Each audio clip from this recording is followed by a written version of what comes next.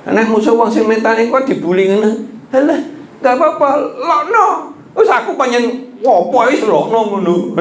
Ayo lokno ngono. Malah sing ngelokne malah gak wani dhek. Ada hubungannya takwa dengan yang namanya kesehatan fisik, pikiran dan hati kita. Rezeki yang halal dan baik, thayyib. Nah, kalau badannya waktu hari ini dia memiliki makanan pokok pada itu, maka seolah-olah seluruh dunia dikumpulkan untuknya. Ini untuk menunjukkan bahwa ya kita lebih banyak bersyukur daripada ngeluh, bersyukur. Kalau bersyukur ditambah malahan, bukan dikurangi. Nah, semua jangan melampaui batas. Sholat terus baru ndonga gak nanti kerja. Tidur terus. Ndonga muga-muga besok bantale isine duit. Ya kacau semua pakai gitu.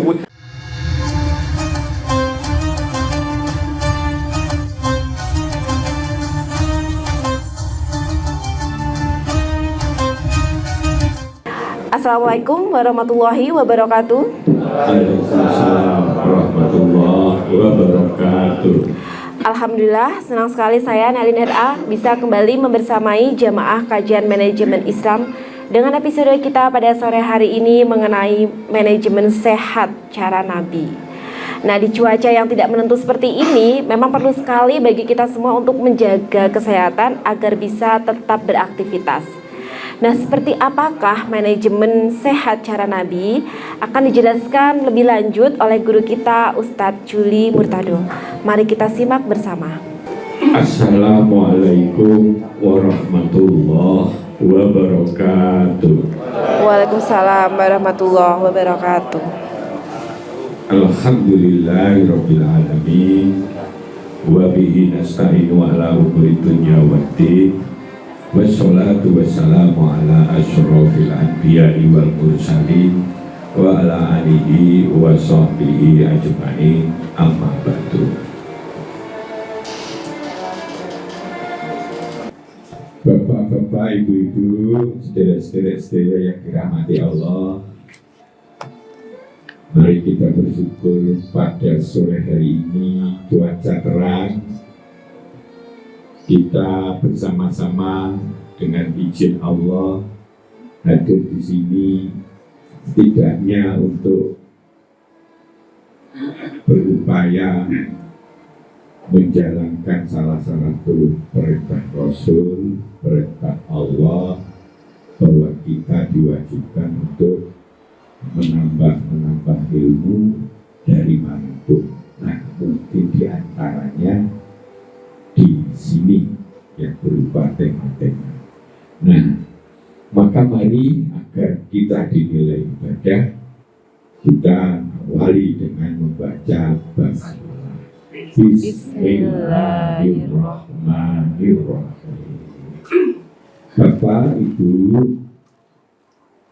kajian ini memang tidak akan tuntas kalau dibahas, tetapi paling tidak sebagai konsep dasar awal agar supaya kita akhirnya punya titik-titik yang lebih lengkap,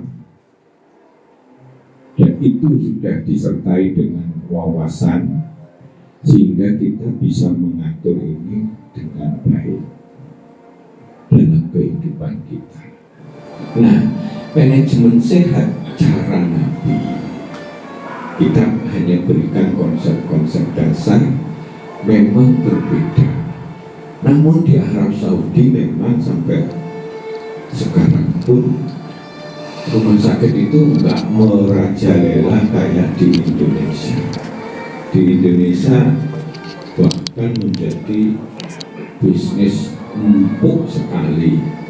Orang kalau udah sakit, kalau nggak kritis disodorin jebret 900.000 gitu ya wes. Duitnya nanti golek yang itu ya gak urusan. Saya pernah ngurusi kecelakaan itu di Tuban, dorong nabrak begitu ke mobil kita bantu ngurusin gitu. Oh, kok ini 600 tadi loh. Saya rada ngerti sidik gitu ya. Alah, ini jenisnya semuanya ada. bertanya, Bu, kita ini orang gak punya, ini mau 30 Pak, 600 loh mau 30.000 obat yang kandungannya sama. Biasanya bisa di Google itu, ini kandungannya contohnya seperti itu. Nah, maka pada manajemen sehat cara Nabi ini, kekuatan dari sehat, kunci yang powerful sekali membina kesehatan dalam Islam. Sehat itu kesatuan dari kesehatan fisik, hati, pikiran. Sehingga kalau dia itu fisiknya sehat, hatinya benar, pikirannya benar, maka kehidupan dia akan sehat, sukses apa yang dicita-citakan, dan dia bisa menikmatinya dengan kebahagiaan dalam menghadapi lika-liku kehidupan yang luar biasa. Mungkin kita lagi ekonominya di bawah atau apa dan sebagainya, kita bisa menikmati itu dengan baik. Jadi konsep pertama, sehat cara Rasul itu menggabungkan antara sehat fisik, sehat hati, sehat pikiran. Karena orientasi hidup manusia disetting oleh Allah untuk hasanah dunia, hasanah akhirat, untuk bisa menjadi rahmatan lil alamin. Bukan seperti hewan, beda. Hewan mungkin gak punya hati atau gak punya pikiran, ya wis mangan, ya wis itu ya. Artinya lebih banyak dia dikendalikan oleh kehidupan peri kebinatangan dia yang tidak mengandalkan hati dan pikiran. Sedang manusia memang punya fisik seperti binatang, artinya otot-otot dan sebagainya, tetapi andalan manusia adalah ada di hati dan pikirannya. Maka kalau membunuh tanpa sengaja dengan membunuh diniati memang balas dendam, hukumnya beda. Allah memaklumi umpamanya, kita ini salon-alon moro-moro kokono wong mendem numpak mobil, numpak cuek mati dia. Kan nggak sengaja kita, nggak sempat kono merah kok, jadi ngono to. Tapi kadang-kadang di polisi kan kita jadi urusan seperti itu. Kalau dalam Islam kalau ketidaksengajaan itu hanya dilakukan dengan denda. Untuk menjadi suatu kehormatan pentingnya kita lebih berhati-hati. Nah, jadi seperti itu. Nah, itu perlu dikelola, perlu diseriusi, disadari, diseriusi, yuk satu persatu. Apalagi masing-masing orang itu disengaja oleh Allah diberikan kelebihan dan kekurangannya. Ono sing keturunannya diabetes atau apa, beda-beda. Masing-masing seperti diberi titik-titik lemah, titik kuat, ben enggak terlalu seperti kayak Fir'aun gitu, rumangsa hebat segalanya. Kok Namrud itu kan hebat, wong tuwane dipek bojo dipeksa atau apa dan sebagainya. Kelebon serangga, ono sing ngomong serangga, ono sing ngomong nyamuk, Pak. Mlebu pleng itu ning gone rongga sininya. Wah, bunga gak karo-karuan, akhirnya mati. Untuk menunjukkan kue ngarani Tuhan tapi musuh serangga aja wis keok. Pukul keluarkan, bingung tuh di dalam di sini ada rongga gitu. Mungkin bukan nyamuk itu ya, mungkin. Itu jenis serangga sing dhek rada kondel masuk ke sini apa-apa gitu ya, sing nyuwok cetak-cekicar itu, wah bingung gak karan-karan, matilah dia. Untuk menunjukkan musuh serangga aja wis kalah ngelawan Allah, malah ngalahne Allah.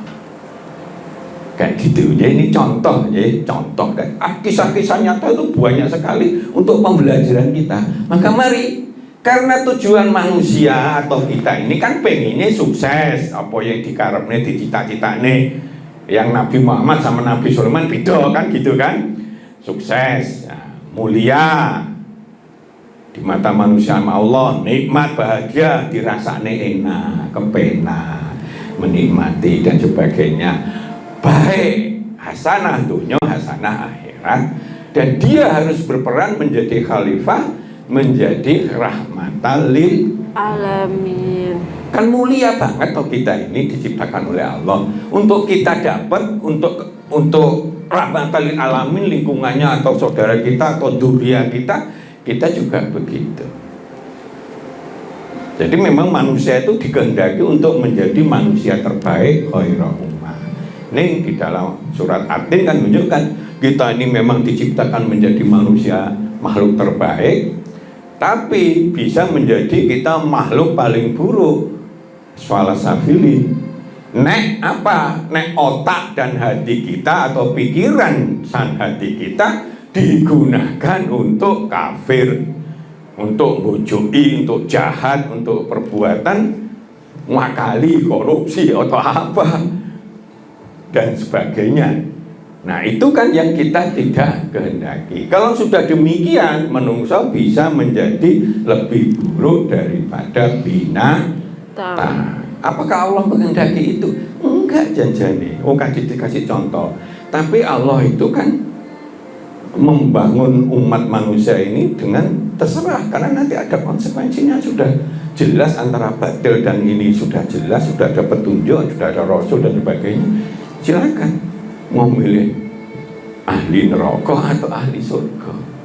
Padahal kalau orang berhikmat untuk mencari pahala terbaik surga, makan dunyonya itu katut seperti budak. Terserah dia itu mau nyeting cita-citanya bagaimana. Kalau mau cita-cita jadi pengusaha besar dan sebagainya, ya dia harus golek, dia harus sungguh-sungguh di situ, mudah-mudahan diantarkan oleh Allah. Tapi kalau dia mau jadi pemilik ilmu, senengannya ilmu, bikin buku, dan silakan. Nah dia sungguh-sungguh, fina di jalannya akan diberikan jalan yang mudah dan seterusnya. Jadi seperti itu. Maka kita harus memadukan. Nah pertanyaannya, ono hubungannya enggak sih sehat fisik dengan sehat hati dan pikiran? Ada enggak? Ada. Emosi terus muara, terus tekanan wae dan sebagainya, bojo digemprong jebret, bojo gak wani nglawan, tewangga digemprong jebret, gak rela, mlebokne polisi akhirnya ditahan kudu berapa juta, utang sana utang sini gak iso, emosi, akhirnya dia ngamuk, kepleset jedor, kepalanya pecah. Ada kejadian seperti itu, mati dia di penjara. Terus geger ya, gara-gara seperti itu. Awalnya dia sehat, badannya kuat, gede-gedem gitu, senengannya senam. Ini gak tak sebut nih orangnya ya. Senengannya senam, kuat gitu kan. Fisiknya kan ganteng gagah gitu kan. Tapi karena emosinya dia dadu-dadu, yo jenenge wong emosi kepleset jedek, kepalanya pecah dhuwur gitu ya. Matilah dia. Nah, apa itu namanya sehat? Nah, contohnya gitu ya. Jadi sangat erat hubungannya itu. Ya. Nah, semuanya itu kalau disetting terpadu, ya fisiknya akan banyak membantu kesehatan fisiknya, ya hatinya akan membantu kualitas kehidupannya, ya pikirannya akan membantu menjadi hamba-hamba Allah yang sukses sesuai dengan cita-citanya dan usahanya, karena semuanya bergantung dari usaha. Seperti itu. Ini permainan sempurna dari Allah. Allah itu menciptakan manusia ini kelebihannya begini-begini, ada kelemahannya, ada apa. Allah menciptakan dunia ini digali, dieksplor, dibuat kreativitas, entah gunung, entah apa, entah pasir, entah di dalam laut ada mutiara. Silahkan sak pol-pole sampai dunia kiamat, eksplorasi itu enggak pernah habis. Kayak wong musik Pak Ye, Pak Edi, wes saiki gak ono musik baru, wes kreatifnya wes entek. Ada nggak seperti itu? Hah? Bukan, bener nggak itu? Hah? Loh, suatu saat habis? Wah enggak Pak, beda. Wah kan ada kan kreativitas musik, ada yang pakai begini, ada gabungan campuran, itu maksud saya begitu. Mungkin habis, cuman istilahnya kemudian direalisasi. Iya, tapi artinya ajang kreativitas itu tidak pernah buntu, wis saiki entek, kayak duit neng kantong entek terus gak bisa belanja kayak gitu, enggak gitu. Enggak ada batasnya. Semuanya itu. Sekarang di Cina pakai model nilon, pakai sintetis, pakaian digabung, persentasenya lebih banyak, nilon lebih murah. Memang kalau digaya lebih panas itu. Lu apa dengan murahnya kita mulus, nyetrika nggak perlu gitu. Karena langsung kelunyur gitu, akhirnya tutup pakaian tertentu bisa baik, kalah. Tekstil akhirnya banyak yang bangkrut, diduga bisa ribuan itu. Ya contoh seperti itu. Jadi nggak ada batasnya. Allah menyajikan alam semesta itu nggak ada batasnya. Sampai dunia kiamat pun ajang kreativitas untuk orang berusaha mengeksplor alam semesta ini nggak ada batasnya. Termasuk udara ini sedot dengan mesin tertentu jadi oksigen, tidak payu. Ya. Sebagian udara disedot, digoleki nitrogennya. Nitrogen untuk kasih ditaruh di makanan itu bisa awet, karena itu gas aneh, gas yang tidak bisa menyerap air, uap air, jadi awet sehingga bisa kering. Disedot CO2 untuk ini tertentu dan sebagainya. Nyedot udara yang bebas itu loh, cuma dipilah-pilah, akhirnya begitu. Nek sing oksigen untuk ini, nek sing nitrogen untuk pengawetan makanan, untuk bisnis, yang kalau nggak pakai itu bisa setengah tahun wis tengi, kalau pakai itu setahun jadi nggak tengi. Ya karena saya di makanan ngerti ya gitu-gitu. Nah contoh seperti itu. Nah dalam kehidupan ini, ayo konsepnya adalah memadukan kekuatan itu sehingga sehat secara fisik, hati dan pikiran. Maka dia akan menjadi makhluk yang terbaik, bisa menikmati di dunia sekaligus bisa hasanah di akhirat. Yang digoleki kan seperti itu. Nah, jadi maka mari kita terus berubah untuk menjadi yang terbaik. Kita terus belajar itu wajib, memahami, menguasai, mengimani ilmunya. Nanti dioplos satu sama lain. Kalau profesinya kita masing-masing, ya pertajam ilmu profesi itu dengan mencari ilmu yang lebih dalam, lebih tinggi, sehingga profesi itu bisa berkembang. Jadi seperti itu, semuanya lakukan dengan hati, menjadi suatu keseimbangan yang bernilai. Karena hati dan pikiran itu akan membuat segala sesuatu itu jadi bernilai. Bernilai ibadah, bernilai maslahah, atau malah sebaliknya. Kayak Fir'aun, bernilai kejahatan yang menindas. Ya itu yang kita tidak kehendaki. Ya suatu saat kita bakal mati. Mati sudah ditentukan, nggak ada yang tahu. Umpamanya Allah ngasih kematian itu sudah tahu. Jenengan jatai umur sakmene hari Kamis jam segini, jenengan jatai gini. Kira-kira luwih apik apa luwih enggak? Enggak. Hah? Enggak. Masih aduh. Wow, bengkarengan ndak karu-karuan. Begitu cedek wis nderpripil aja. Nah, contohnya seperti itu. Stres dan sebagainya, itu nggak nyaman. Maka dalam Islam, dimanapun kita siap mati kudune. Karena itu dimanapun kita siap selalu pada kondisi yang kita ini selalu baik, kan gitu. Selalu dengan iman, sehingga kalau dijabut sewaktu-waktu kita pada kondisi husnul khotimah, seperti itu. Maka ini kalau katanya Pak Ribut ini sehat ini wajahnya. Ayo Pak Ribut ya Pak ya. Uang gedem-gedem kayak gitu. Ayo kita jadi murah. Sehat apanya? Sehat fisiknya, hati dan pikiran kita. Kira-kira pilih mana? Sehat fisik tapi hatinya iblis, pikirannya kacau begitu. Ya, itu fisiknya itu diantaranya kantongnya, Pak. Tapi kalau kantongnya nanti moro-moro dipakai untuk ke itu cari guling bendina kabar Pak itu. Jadi seperti itu, kayak orang Jepara dulu katanya pengusaha banyak yang senengannya nyari guling kalau malam minggu gitu, habis duitnya itu.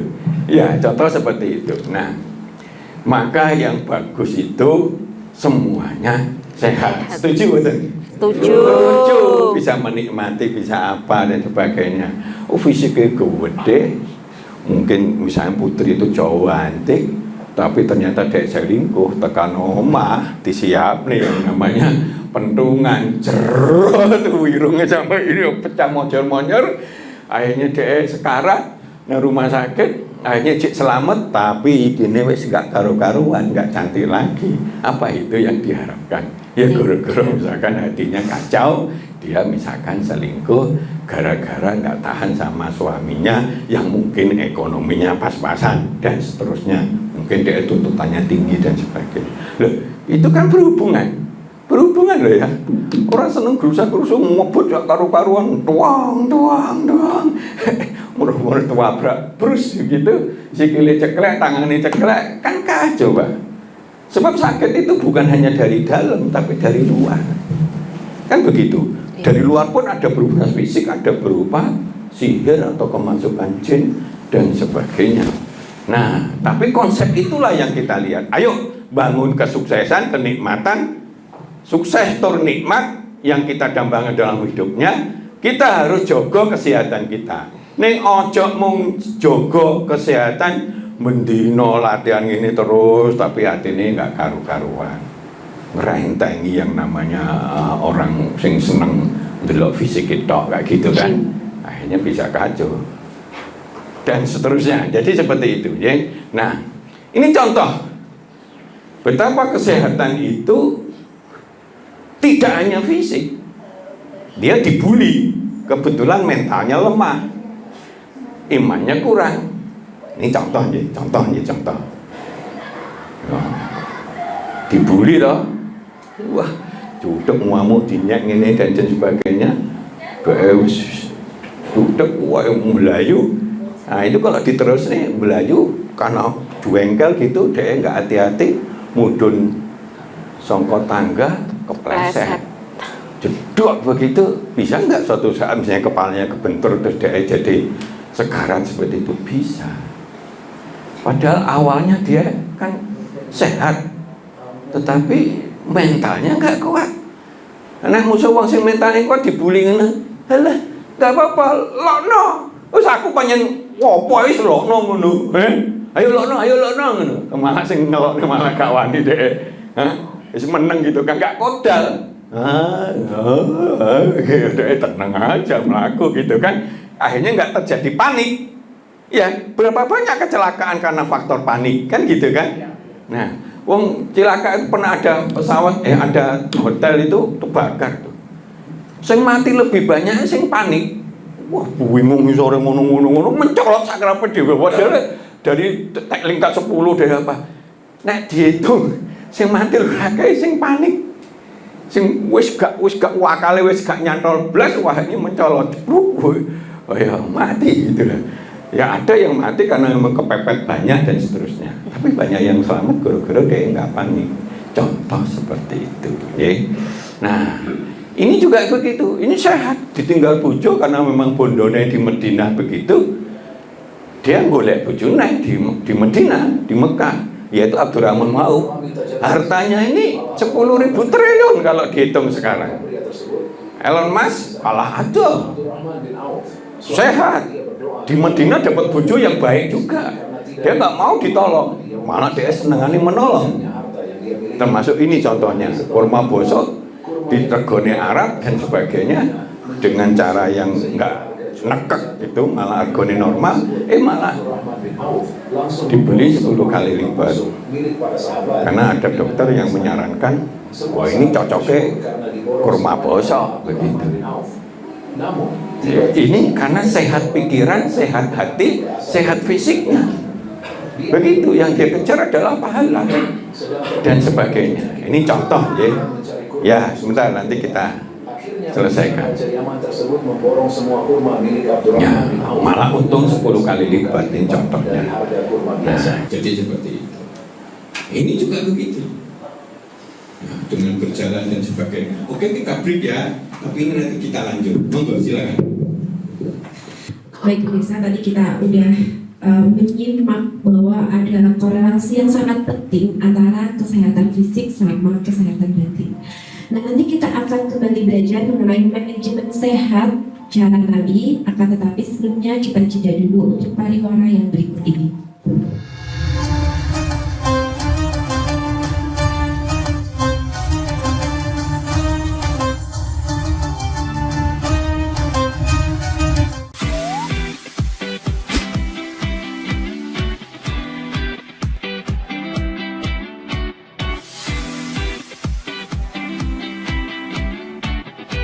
Kafah Mart Muslim Store Pati, toko perlengkapan haji dan umroh terkomplit dan berkualitas sekarisidenan Pati.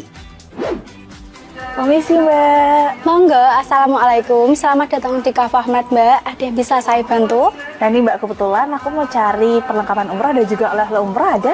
Ada Mbak, di sini semua perlengkapan oleh-olehnya sudah lengkap Mbak. Mari saya antar. Oke. Mau cari perlengkapan haji dan umroh?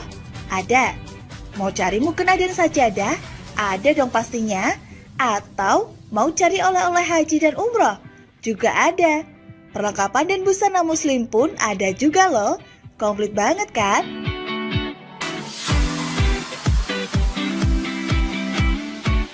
Di Kafah Mart Muslim Store Pati juga menyediakan produk-produk kebutuhan sehari-hari, aneka herbal dan madu, serta aneka kurma. Selain berbelanja, Anda juga bisa berkonsultasi mengenai problematika bisnis dan keluarga muslim secara gratis loh. Kafah Mart Muslim Store Pati ada di Jalan Syekh Jangkung Pati nomor 11, Kelurahan Pati Kidul, Kecamatan Pati Kota, Kabupaten Pati. Buka setiap hari mulai dari jam 7.30 pagi sampai dengan jam 9 malam. Sekarang, gak perlu bingung lagi. Datang dan pilih sendiri sesuai kebutuhanmu. Kafah Mart Muslim Store Pati, belanja puas, pasti berkah. Monggo Mbak. Terima kasih telah belanja di Kafah Mart. Semoga berkah ya Mbak.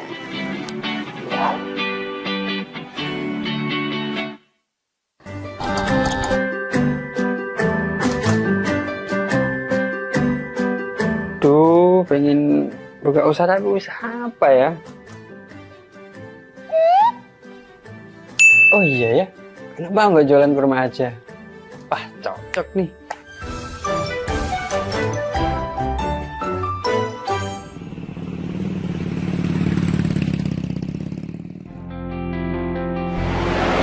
Mas, selamat datang Mas. Di toko Kafah Barokah Pusat Kurma Jawa Tengah, ada yang bisa kami bantu? Jadi ini Mas, saya pengen buka usaha kurma. Iya. Saya boleh lihat produk-produknya? Oh, monggo Mas, silakan. Siap. Bisa.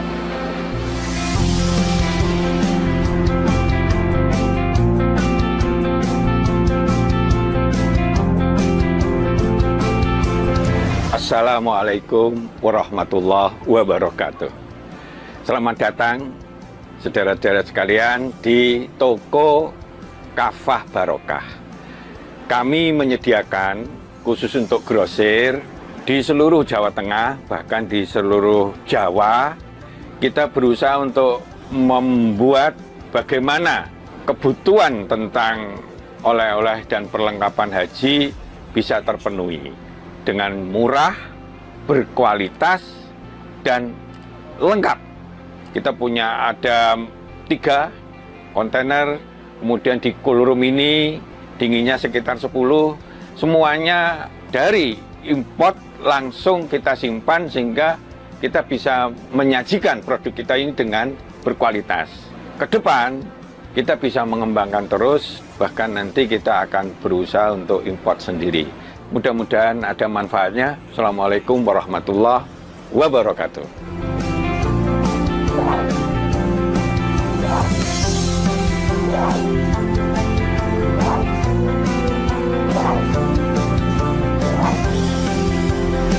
Toko Toko Kafah Barokah menyediakan kurma dari seluruh dunia.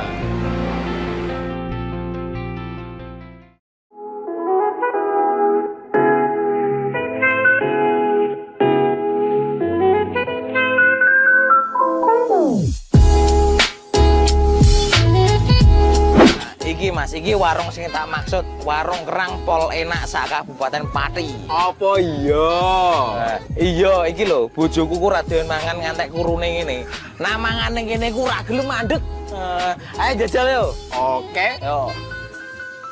Warung Kerang WK Kaliampo, surganya penggemar seafood. Lokasi luas, full musik, free wifi. Selain seafood, menu lain juga ada loh, super komplit. Nah, buat kamu yang bingung mau kulineran kemana, ke Warung Kerang WK Kaliampo saja. Persisnya di Perum Taman Mutiara Persada, Desa Wongorejo RT 3 RW 1 Margorejo Pati. Warung Kerang WK Kaliampo, rasane top markotop.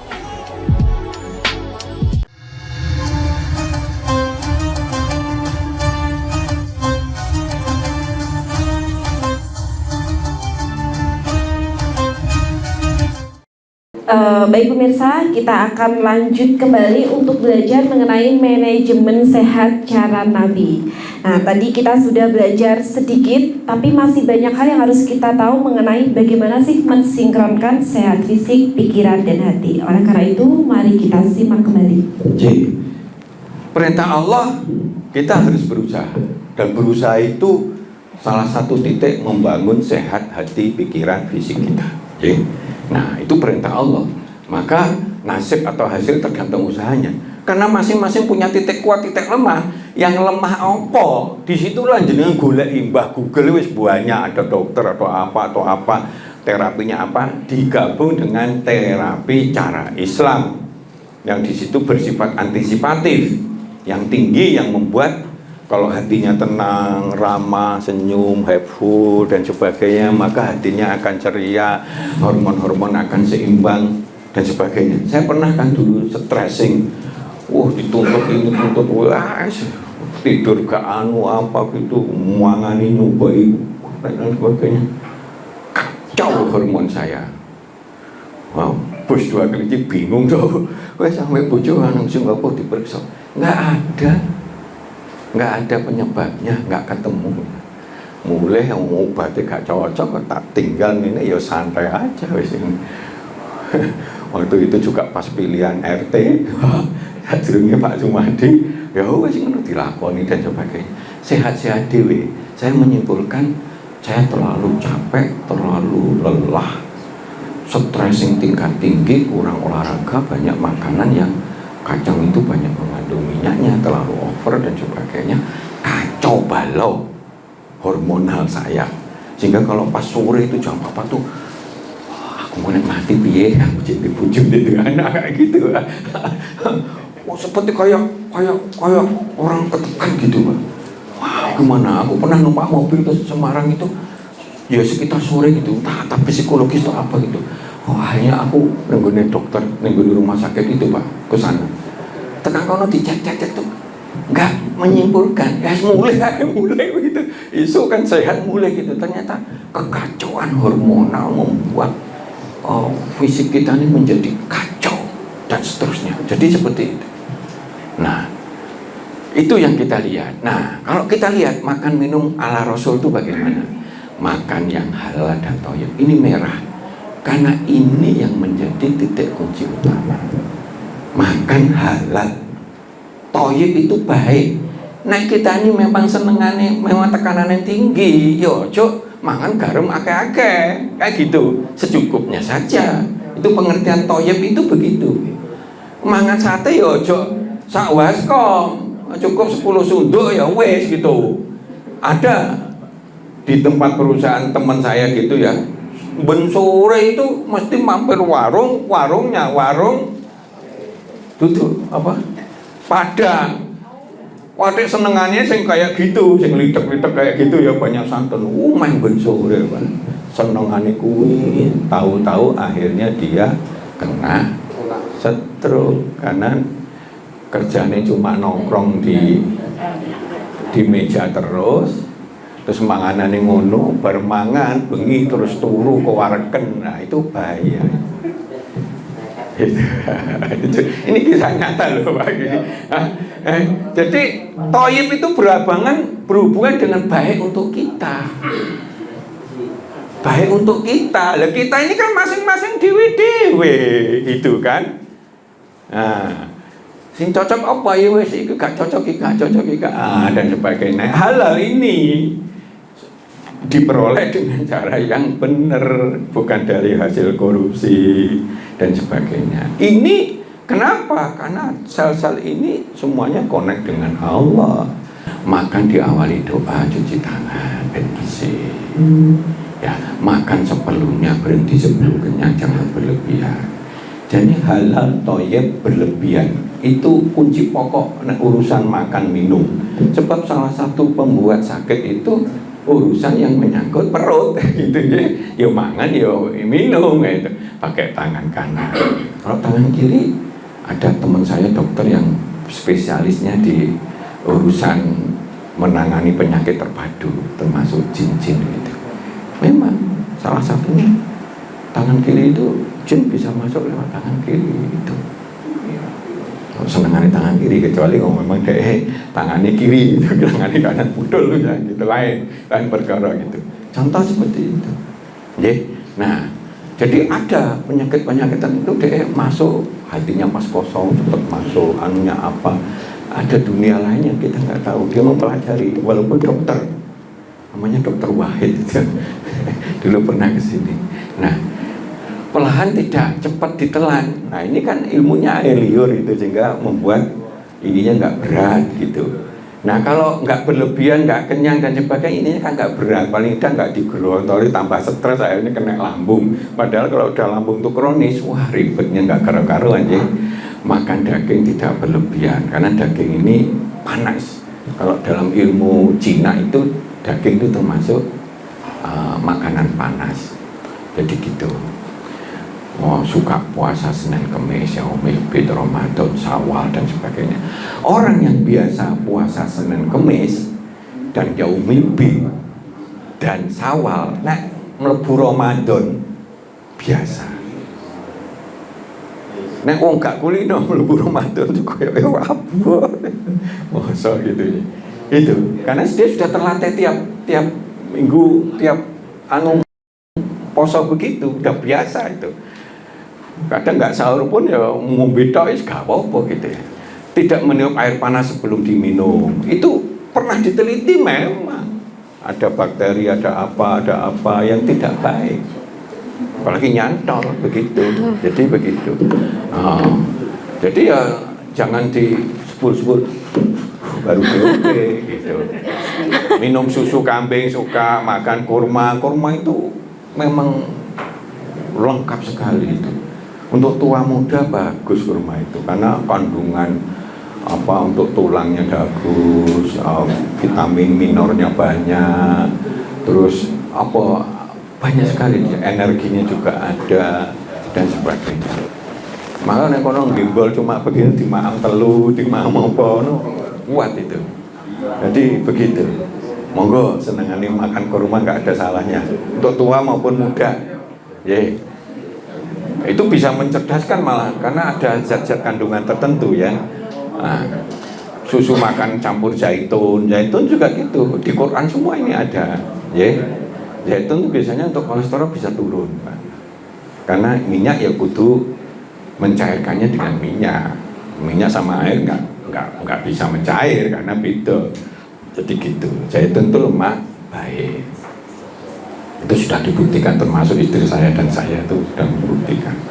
Zaitun suka sayuran pada malam hari. Malam hari jangan makan seperti tadi. Sing litek-litek gak karuan, segone wakeh, keluarkan layah-layah tidur.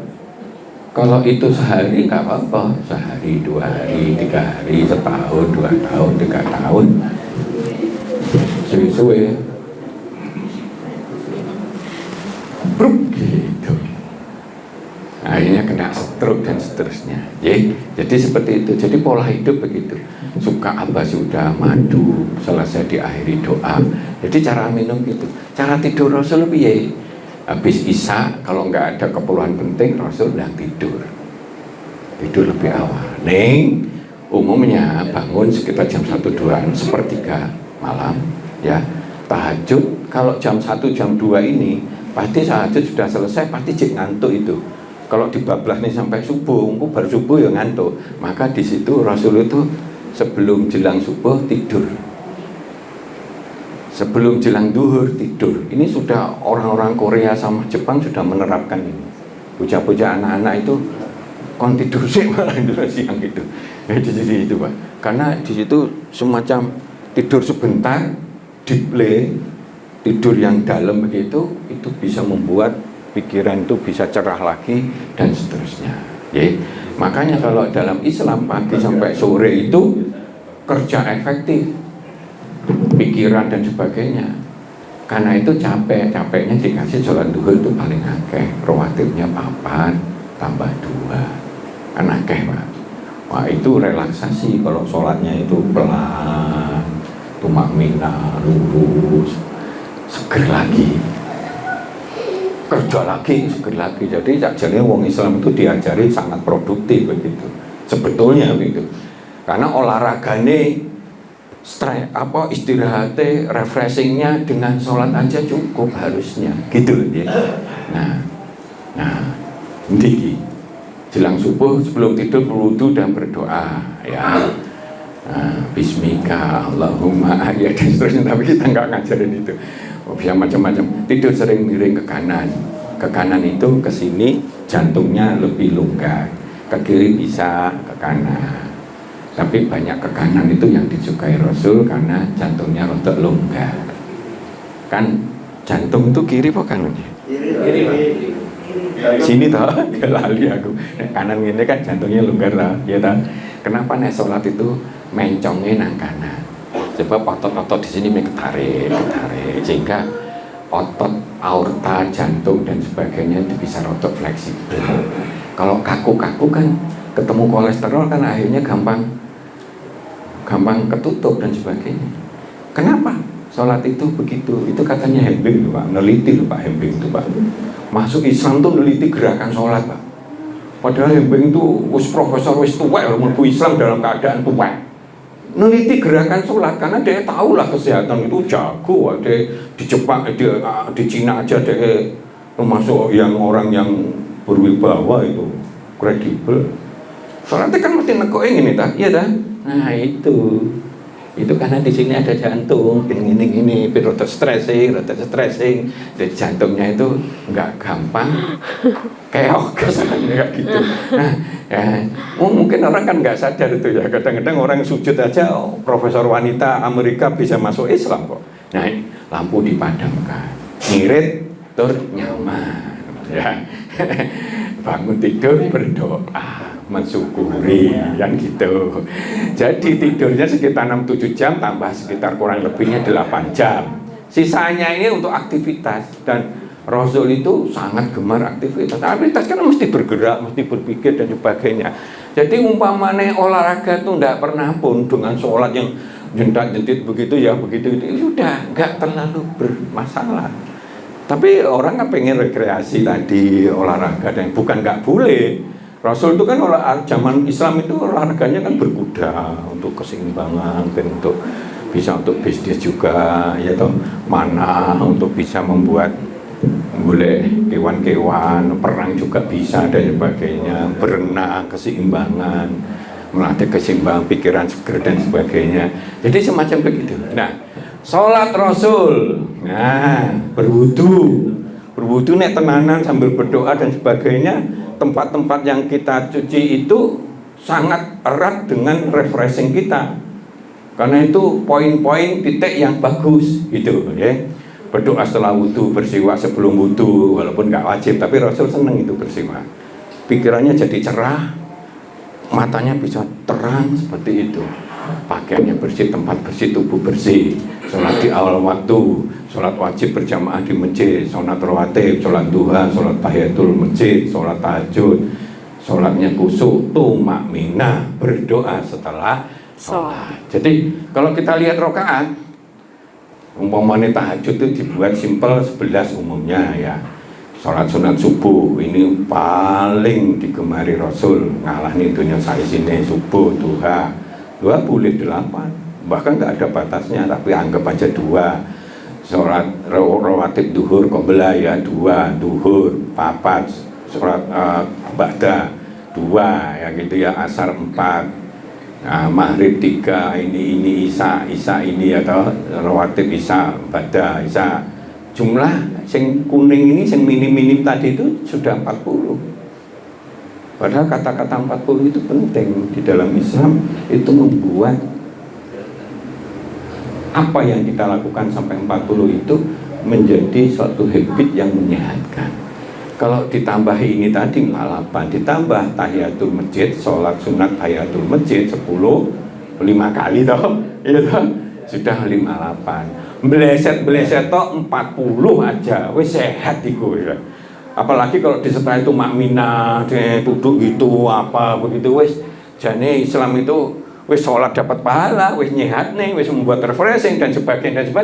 Ini manfaat sholat bagi kesehatan fisik hati. Doa-doanya terkabul, penting itu sholat Tuhan, artinya doa. Hatinya bisa tenang, relaksasi, menyegarkan pikiran dan otak dan fisik kita. Otak kita bisa lebih cerdas karena masuk ke bawah itu dikasih darah terus. Otak kita bisa cerdas, itu bisa kreatif. Jantung kita bisa sehat karena ada begini dan sebagainya. Paru-paru kita, lambung kita, ya toh. Nah, syahwat kita, sebab ada ini titik-titik ini perlu dijelaskan itu ya. Seperti syahwat itu kalau di ini ujung di sini salah satu titik syahwat itu. Jadi sebetulnya banyak ini, kalau dijelasin banyak. Tapi kalau waktu nih membuat kesabaran. Kalau tunaminah itu ben gak gerusak-gerusuk gitu, membuat sabar. Aku ya tak untuk ngosik atau alon-alon sidik gitu, membuat dia tidak terbawa kepancing untuk gerusak-gerusuk itu. Lehernya bisa bagus karena tulang belakangnya bagus, lurus begitu. Jadi pusing bisa seminggu aja bisa hilang itu. Orang yang biasa pusing dengan sholat yang benar. Aliran darah lancar, maka bar sholat itu kan kayak diprotoli 3 itu, buntelan 1 diprotoli, bar sholat seperti kayak bebas gitu. Maka kalau orang mau ke belakang pagi, bar sholat itu biasanya cepet aliran darah banyak, terus cepet itunya yang belet gitu. Biasanya Pak, yang biasa subuh begitu. Karena memang pada waktu sholat itu aliran darah akan cepat. Dikopiok ke bawah, ya itu ngadeg lagi dan seterusnya seperti itu. Jadi, nah apalagi titik-titik ini ya pada waktu DE gini itu titik-titik refleksi Pak. Saya biasa main pijit memijet itu. Kadang-kadang banyak manfaatnya. Ada orang 3 bulan begitu. Ternyata tahu saya pijet itu cat itu sakit. Tak kon mijet 3 hari gitu. Saya dapat order 6 kali Pak. Training karena kepala training itu di tingkat Jawa gitu. Gara-gara ini keseimbangan. Mosok dia 3 bulan tuh buliyeng terus tekan dokter geliyeng lagi. Wis nyawa gak enak. Darah sini pijet itu kok laki gitu. Pak 3 hari aja Pak, setiap sholat 5 menit kali 5. 3 hari kali 3 itu. Selesai. Walaupun kita Pak, kapan datangnya Pak? Ini sudah tak setujui proposalnya itu. Dapat 6 paket. Alhamdulillah. Kayak gitu. Padahal niat kita bukan niat itu gitu, tapi karena seneng dia, akhirnya ya dapat rezeki itu kita ya. Aliran darah, pikiran jadi jernih, hormon bisa seimbang. Ini diteliti, ini sudah profesor meneliti. Hormon positif akan seimbang sehingga dia bisa sehat. Yang namanya kanker-kanker dan lain bisa mengempis kalau sholatnya benar gitu loh Pak.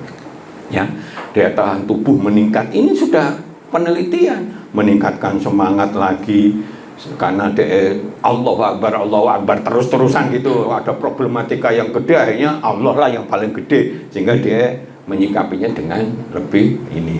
Hilangkan stres, gelisah, kacau, sedih, pusing, kaku dan seterusnya terhindar faksa dan mungkar.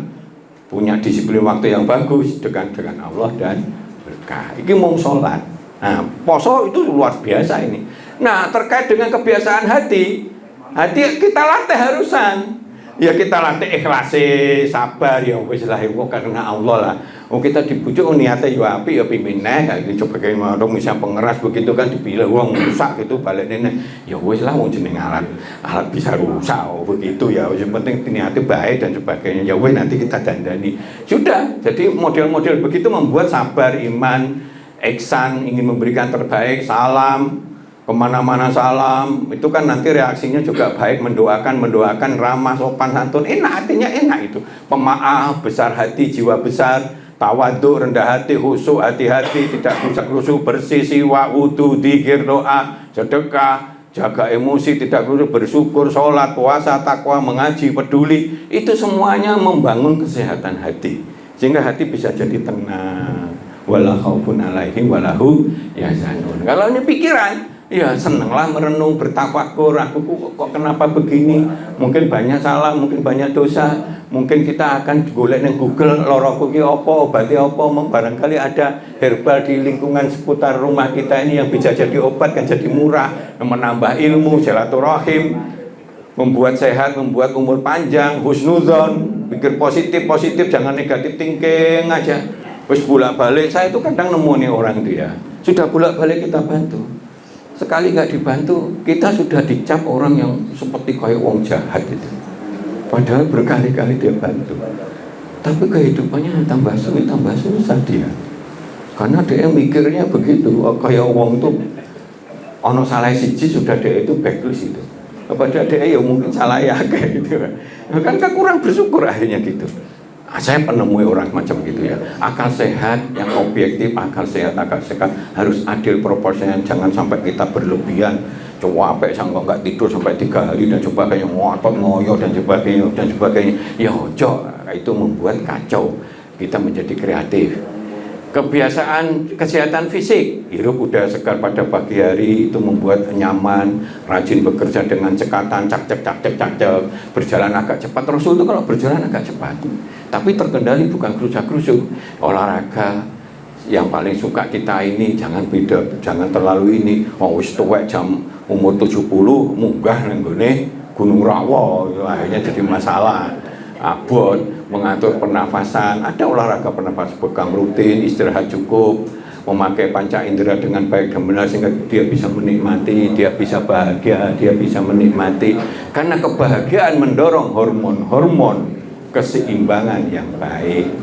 Bahagia ceria itu membuat hormon kita muncul sing api-api sehingga daya tahan kita bisa lebih baik. Tidak berarti kebersihan badan, berhati-hati dan seterusnya.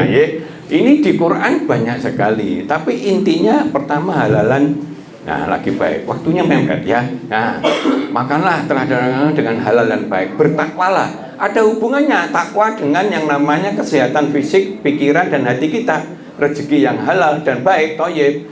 Nah, kalau badannya waktu hari ini dia memiliki makanan pokok pada itu, maka seolah-olah seluruh dunia dikumpulkan untuknya.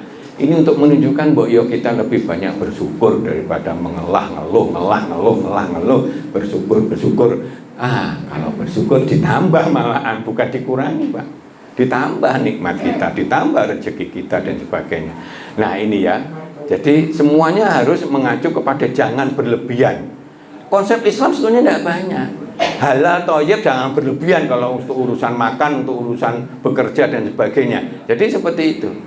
Nah, contohnya ini, hati tenang, tidak takut, tidak khawatir. Kalau kita ini menyerahkan diri sepenuhnya pada Allah, berbuat baik, maka wala khaufun alaihim walahum yahzanun. Itu ada 8 atau kalau enggak 9 itu.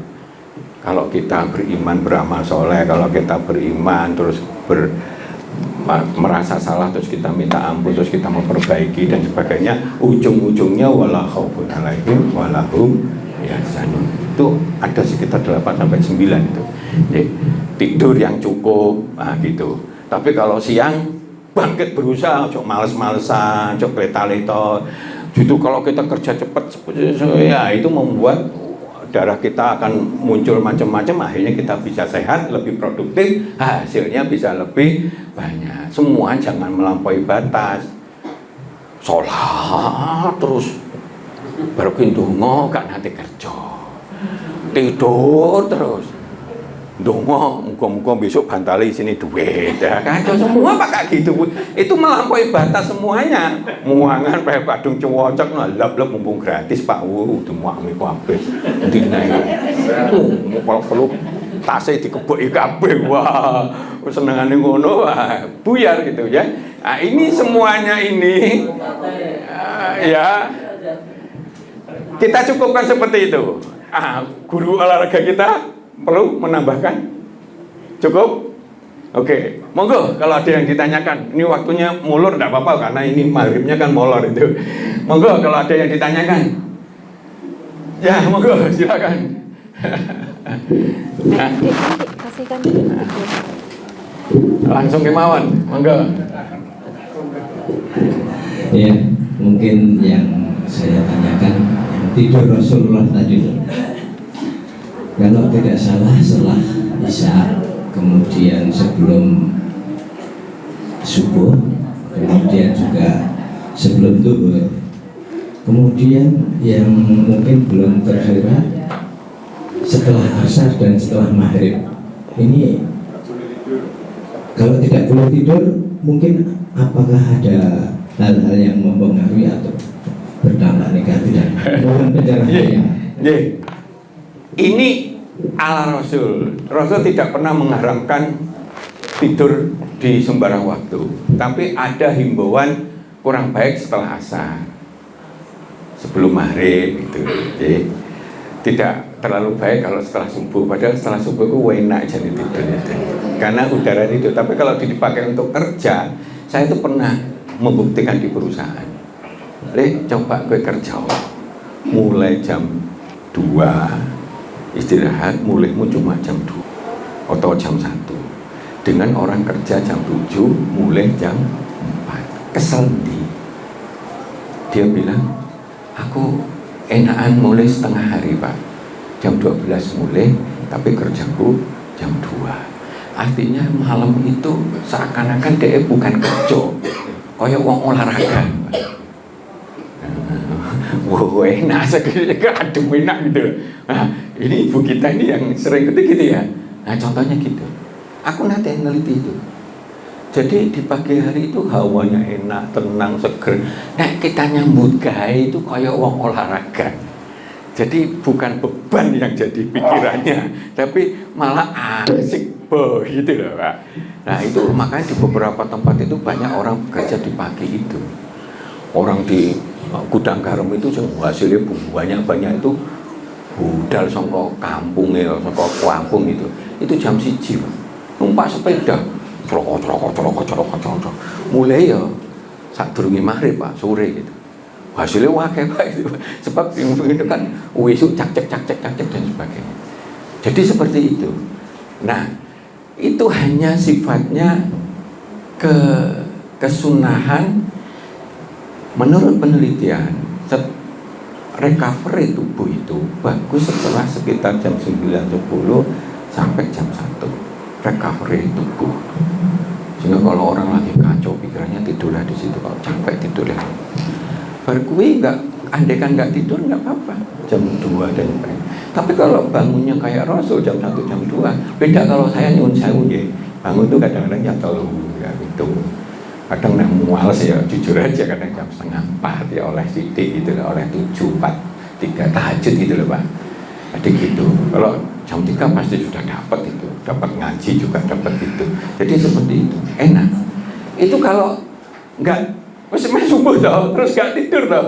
Habis itu pada subuh tuh kadang-kadang gue nulistik untuk ngantuk gitu. Tapi kalau tidur lagi, karena masih waktunya panjang ya 1-2 itu tidur lagi. Kalau nggak biasa kebablas. Tapi kalau udah biasa enggak, dan itu membuat dia nggak ngantuk lagi. Nah, tapi itu suatu nilai secara ilmiah sudah dibuktikan. Tetapi Islam itu begitu bijaksananya, begitu sempurnanya.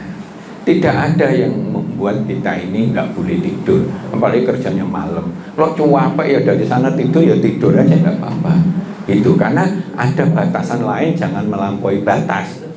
Oh, ini wis jatah nggak tidur, capek-capek aku kudu nggak tidur. Nggak ada perintah haram itu, ya. Yang monggo. musik sampai jam 2 gitu kan, waduh tidur gitu. Ya bar subuh tidur lagi ya nggak apa-apa nek kecapean. Tapi ini ada anjuran umum. Jadi ada istilah dalam Islam itu ada istilah anjuran umum. Barang halal itu bisa haram kalau di titik yang salah. Barang haram bisa halal kalau dia enggak mangan mati. Pilih di mati atau mangan. Tapi ada hubungannya. Yo sak perlune aja. Ojo barang haram pengen ini ngomploknya enggak karu-karuan. Sak waskom dintek nih babi kuwi ojo ngono lho Pak. Sak cukupnya ben dia gitu. Demikian hebatnya Islam itu. Nggih. Monggo. Cukup ini waktunya sudah nggih. Monggo kita kembalikan ke host. Silakan. Baik, terima kasih. Alhamdulillah sekali ya, tadi kita sudah menyimak demikian banyak sekali cara-cara Rasul untuk menjaga kesehatan. Mulai dari cara Rasul makan, cara Rasul minum, cara Rasul tidur, cara Rasul sholat, dan masih banyak lagi. Saksikan terus Manajemen Islam hanya di Lingkar TV bersama Ustadz Juli Murtado, dan pastinya kita akan menantikan lebih banyak lagi ilmu-ilmu dari beliau. Akhirul kalam, billahi taufik wal hidayah. Wassalamualaikum warahmatullahi wabarakatuh. Waalaikumsalam.